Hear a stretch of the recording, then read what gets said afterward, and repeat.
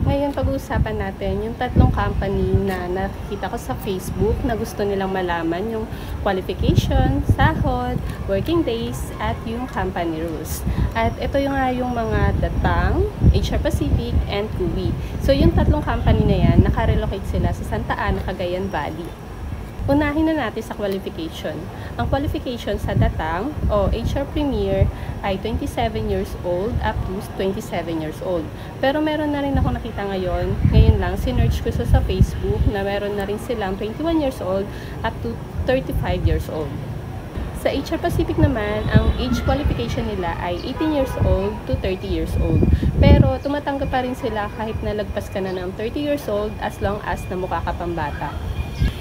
Sa Kuwi naman, hindi ko nakita sa Facebook kung ano yung age qualification nila, pero feeling ko same ng Pacific na legal age 18 years old and above. At sa lahat ng nag-a-apply ng online casino dealer, ang qualification pagdating sa katawan dapat payat at photogenic or telegenic. Especially yung braso. Kailangan payat talaga yung braso kasi sa camera, mas mataba tayo tignan pagdating sa camera kahit payat tayo sa personal. Sa Datang, medyo mahigpit sila pagdating sa katawan, kaya ang daming nag-a-apply doon na medyo chubby na hindi natatanggap dahil nga medyo chubby sila. Pero pagdating sa Pacific, may mga nag-a-apply naman na medyo chubby pero nakakapasok sila. Tapos, pagdating nila doon sa Pacific or sa HR Pacific, sasabihan silang mag-diet at dapat makuha nila yung BMI nila o yung body measurement na tama sa kanila. Sa Kuwi naman, hindi ko alam kung merong nakakapasa na medyo chubby doon. Pero yun na nga, tulad ng sinasabi ko, sa lahat naman ng online casino, ang gusto nila is payat. At pag sinabing photogenic or telegenic, dapat magaling ka rin mag-smile sa harap ng camera. Kaya mag-practice ka na kung paano ngumiti or magpa-cute sa camera. Mapunta naman tayo sa working days. Pagdating sa Datang, ang working days ng Datang ay 6 days work and 2 days off. Yung 2 days off na yon, tinatawag namin siyang running off. Dahil 6 days work ka, tapos may 2 days off ka. So per week natin, meron tayong 7 days. Ngayon, for example, day off mo ngayon, Monday and Tuesday. Next week, ang magiging day off mo na is Tuesday and Wednesday. Kaya siya naging running off. Sa HR Pacific naman, ang working days doon ay 5 days work and 2 days off. At yung 2 days off na yun, tinatawag namin siyang na fixed day off. Dahil 5 days lang yung trabaho mo at meron kang 2 days off. Kunwari, for example, meron kang day off na Saturday and Sunday. So, yun yung magiging day off mo every week, Saturday and Sunday. Sa Kuwi naman, 2 days off a month. It means meron ka lang 2 days off per month. So, ibig sabihin, kung 30 days tayo ngayong buwan, meron kang 28 days na pasok at 2 days off. Kung next month, meron tayong 31 days, meron kang pasok na 29 days at 2 days off. Pag-usapan naman natin ng sahod.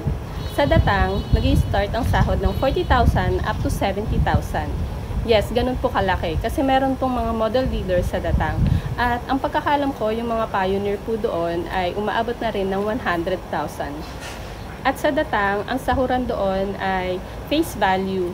Ang boss ang magde-decide kung magkano ang sahod mo. Sa HR Pacific naman, nag-uumpisa ang sahod ng 25,000 up to 35,000. Pero ngayon, may mga model dealer na sa HR Pacific kaya hindi ko sure kung meron ng umaabot ng 40,000 na sahod doon. Sa Kuwi naman, ang range ng sahod doon ay 25,000 up to 30,000. Pero ang pagkakalam ko, meron din silang mga model dealer na umaabot din ng 40,000. Pag-usapan naman natin yung company rules. Kay Datang, medyo mahigpit sila pagdating sa grooming. Diyan na kasi pumapasok yung KPI. Ano ba yung KPI? So, gagawin ko siya ng video dito. Ayan, gagawin ko lang siya ng video para mas maintindihan nyo kung ano yung mga bonus or extra income na pumapasok sa inyo. Kaya ganun kalaki ang sahod ng online casino dealer.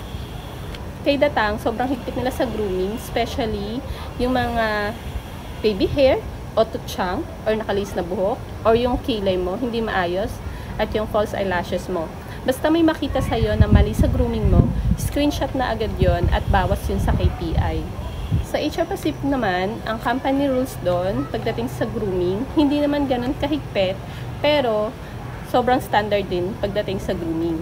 Pero pagdating sa mga tutsang, or pangit yung kilay, o kung ano yung pangit sa grooming mo, hindi naman siya agad bawas sa KPI mo. At hindi rin naman siya na-screenshot agad. Merong mga grooming specialist na tutulong sa'yo or maninita or masasabi na kailangan mong ayusin yung nakikita nilang hindi maayos sa grooming mo. At sa kuwi naman, ang naririnig ko sa kuwi, sobrang maluwag daw sa kuwi at hindi ko sure kung merong KPI and attendance incentive sa kuwi. Dahil kwento lang sa akin ng friend ko noong 2023 nung nag-uwi siya na parang wala yatang KPI and attendance incentive sa kuwi. So ngayon, 2025 na, hindi ko alam kung meron na silang attendance incentives at KPI. At ayan guys, yun yung mga ma-share ko sa inyo sa tatlong company na yan. Uulitin ko, yung tatlong company na yan, nakarelocate po sila sa Santa Ana, Cagayan. At may mga nagtatanong sa akin kung paano mag-apply doon at paano yung interview. Pagka nag-apply po kayo doon, ang interview po nila is sa Telegram. Halos lahat naman po ngayon sa Telegram na. Tapos pag nakapasa po kayo, doon lang kayo magpa-process ng mga kailangan yung asikasuhin like medical and requirements. At kung hindi kayo daga Cagayan, daga Manila kayo or malayo sa Cagayan, stay in po doon at libre lahat, pati pagkain libre. At shuttle, tapos yung dorm. Kaya wala kayong aalalahanin pagdating doon.